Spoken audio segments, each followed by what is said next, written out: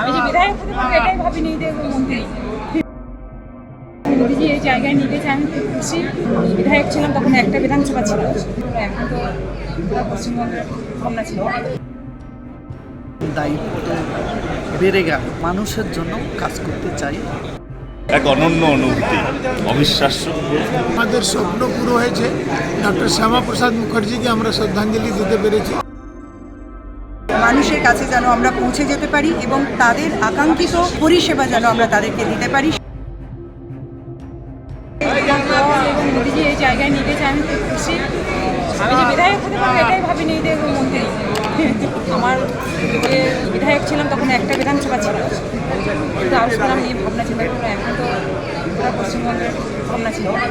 আমাদের স্বপ্ন পুরো হয়েছে। ডক্টর শ্যামাপ্রসাদ মুখার্জিকে আমরা শ্রদ্ধাঞ্জলি দিতে পেরেছি। এই জীবনকালে 73 থেকে পার্টি করি আমরা, একটা সৈনিক পার্টি।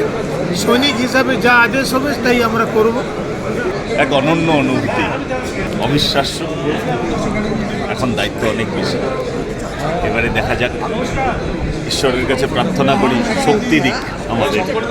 দীর্ঘদিন লড়াই করে এই আজকে যে এই সম্মান পেলাম এবং দায়িত্ব বেড়ে গেল, মানুষের জন্য কাজ করতে চাই।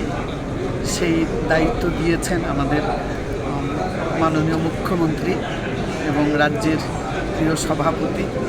তাদেরকে আন্তরিকভাবে কৃতজ্ঞতা জানাই।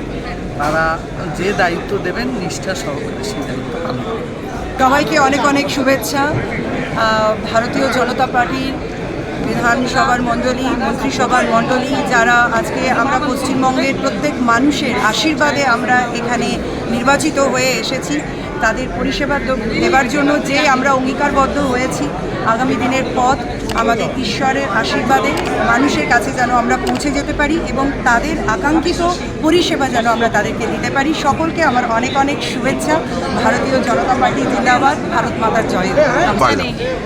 ঈশ্বরকে আমি ধন্যবাদ জানাচ্ছি। আমার পরিবার, দলের যে আমার উপরে ভরসা করে এই দায়িত্ব দিলেন। আর জনগণ, আমার বিধানসভার জনগণ আমায় আশীর্বাদ করে নিয়ে যায়। আমি জনগণের সেবার স্বার্থে বাংলাকে সোনার বাংলা মাননীয় মুখ্যমন্ত্রী শুভেন্দু দার নেতৃত্বে গড়েছিলেন। নতুন দায়িত্ব, নতুন কাজ, টেনশনও হচ্ছে অনুভূতি থেকে। ক্যাবিনেট মন্ত্রিত্ব একটু কঠিন ব্যাপার, দেখা যাক করবেন। তো দপ্তর বন্টন করেননি, বুধবার দিন করবেন। মাননীয় মুখ্যমন্ত্রী এক্ষুনি বললেন বুধবার সকালবেলায় ক্যাবিনেট মিটিং আছে, তো তখন ঠিক হবে। দেখা যাক, এখনও যখন অ্যানাউন্স হয় দপ্তর বন্টন বলে দিলেন বুধবার 11টা নাগাদ আসতে।